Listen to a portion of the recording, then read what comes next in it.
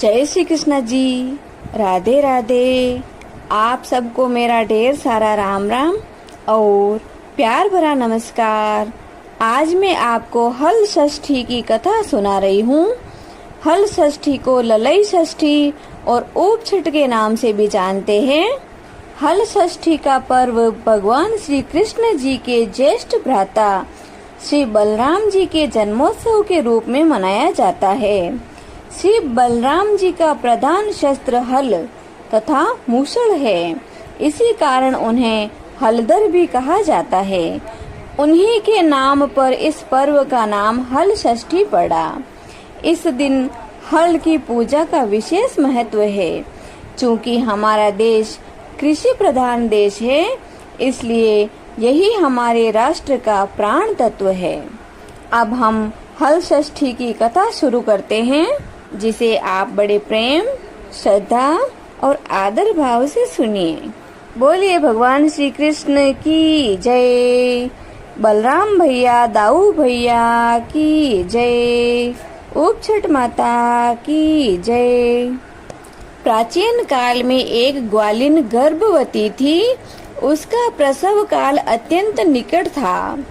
एक ओर वह प्रसव पीड़ा से व्याकुल थी, तो दूसरी ओर उसका मन गौ रस यानी दूध दही बेचने में लगा हुआ था। उसने सोचा कि यदि मेरे बच्चे का जन्म हो गया तो यह दूध दही ऐसे ही पड़ा रह जाएगा।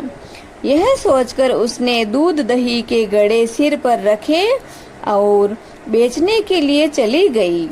किंतु कुछ दूर पहुंचने पर उसे असहनीय पीड़ा हुई। वह एक जरबेरी की ओट में चली गई और वहां उसने एक बच्चे को जन्म दिया। वह बच्चे को वहीं पर छोड़कर पास के गांव में दूध दही बेचने के लिए चली गई। संयोग से उस दिन हल षष्ठी थी। गांव वालों के पूछने पर भी उसने झूठ बोलकर गाय भैंस के मिश्रण वाले दूध को केवल भैंस का दूध बताकर उसे सीधे गांव वालों में बेच दिया। उधर जिस जरबेरी के नीचे उसने बच्चे को छोड़ा था, उसके समीप ही खेत में किसान हल जोत रहा था। अचानक उसके बैल भड़क उठे और हल का खल शरीर में घुसने से बालक मर गया। कुछ देर बाद ग्वालिन दूध दही बेचकर वहां पर पहुंची तो बच्चे की ऐसी स्थिति देखी।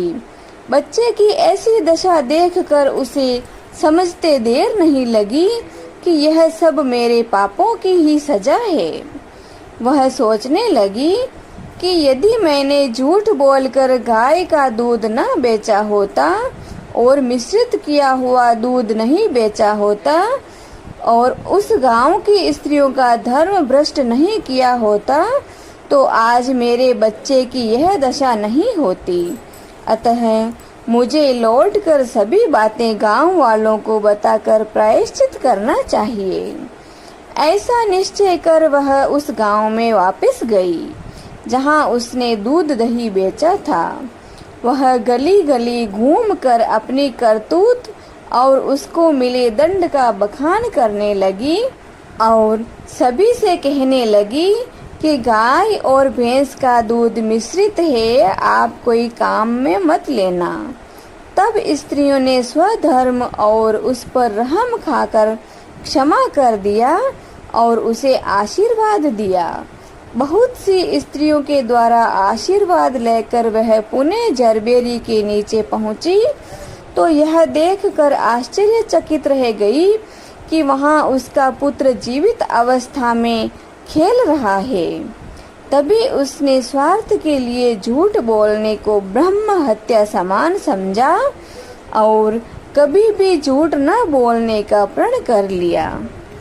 हे हल षष्ठी मैया, आपने जिस तरह ग्वालिन के बच्चे की रक्षा की थी, उसी तरह कहानी कहने वाले, सुनने वाले और इसकी हुंकार लगाने वाले सभी के बच्चों की रक्षा करना, सभी के कष्टों को दूर करना। बोलिए हल षष्ठी मैया की जय। भगवान श्री कृष्ण की जय। दाऊ भैया की जय। जय श्री कृष्ण जी। राधे राधे।